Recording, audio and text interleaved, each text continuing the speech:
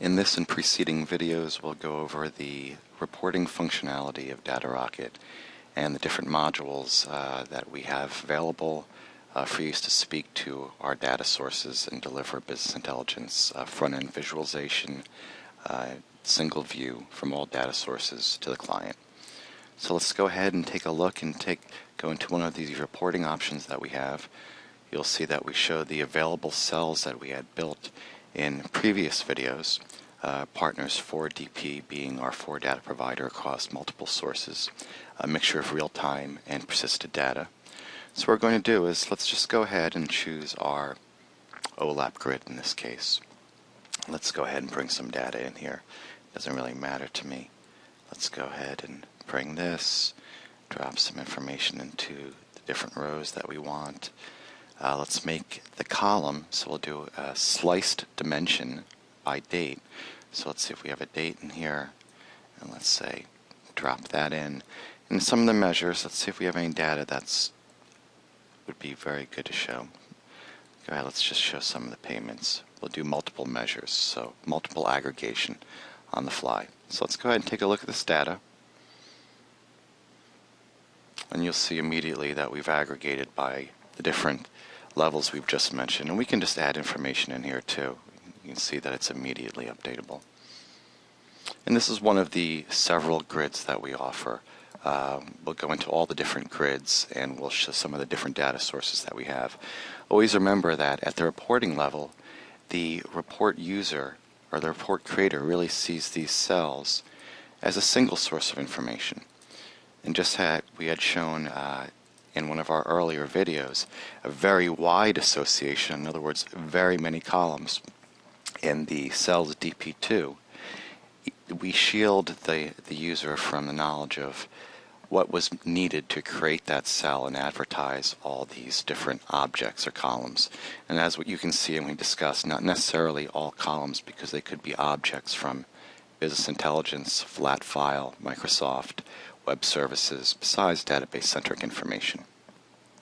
Now let's go ahead and make an OLAP grid against one of our multi-million row associated data sources that we discussed earlier.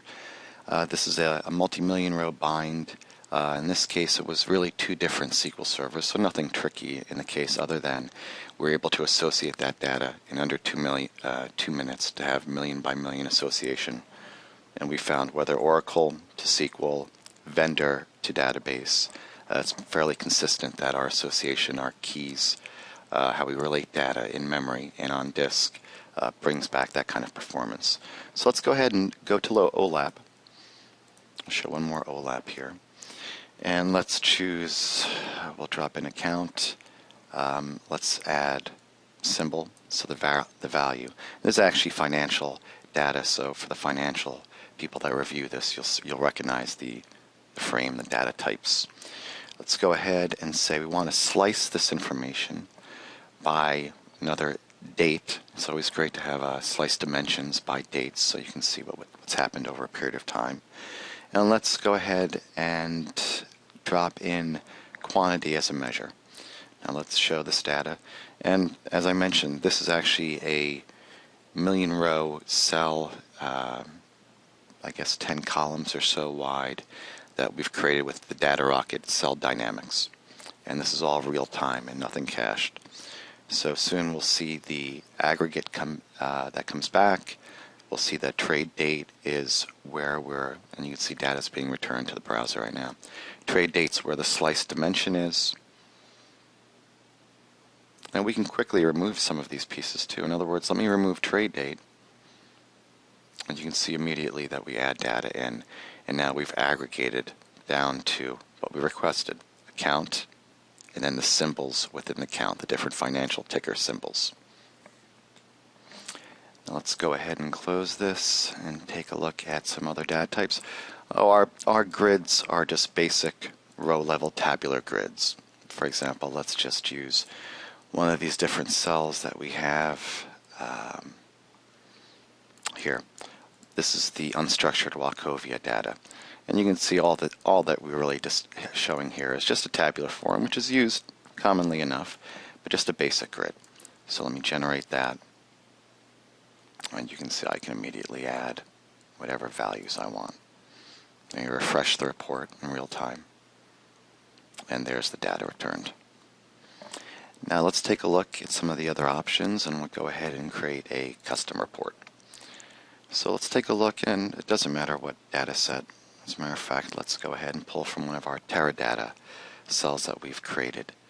So let me just pull information in here. Any measures that we need. Cust key, nation, we'll just grab whatever we want. You can see that we can show the data to the screen. We can also show source, so in other words, the schema of what created that data. And then, in this case, we can also drag measures in our advanced report. I just wanted to show you something, and we'll show that in the next section, that will pull in measures and add filters also, and new formulas. Now what you're seeing is our OLAP pivot item and pivot list, and you can see that we can remove different values, add measures, go into items, and then, briefly was just mentioned was the formulas that we're going to do a walkthrough once we get to one of the different reports that we'll do in the demonstration. So let me cancel this. Let me close this grid, and let me show something with maybe some measures that we can see, some kind of data that has measured information. Let's go to one of our big data sets. This is the Oracle and the SQL Server multi-million row bind. So let's pull in information. Let's go back to Customize Report. Let's just pull some data in. Let's pull quantity. That's great as a measure. Let's do multiple aggregate measures on the fly. Let's pull in the symbol, description perhaps, and let's see what the data source looks like. Now there's nothing cached here, so once again this is going to be real-time aggregation into our customized Flex report view. And there you see it. And then we can go ahead, and same thing is true here that I just had shown. The different dynamic data sources and mappings we see. Same options. Immediately addition. Let's go ahead and just add some fields. And you'll see that the data will come back in real time with the extra information added. And we can always drop down, sort, pivot, filter, any of these. So let's wait for the trade date to come back, and then we'll turn off one of these columns. So for example, I can remove the pivot, I can add a filter at this point. These are the different filters that I can add, and this is the customized report. You'll see that when we go into our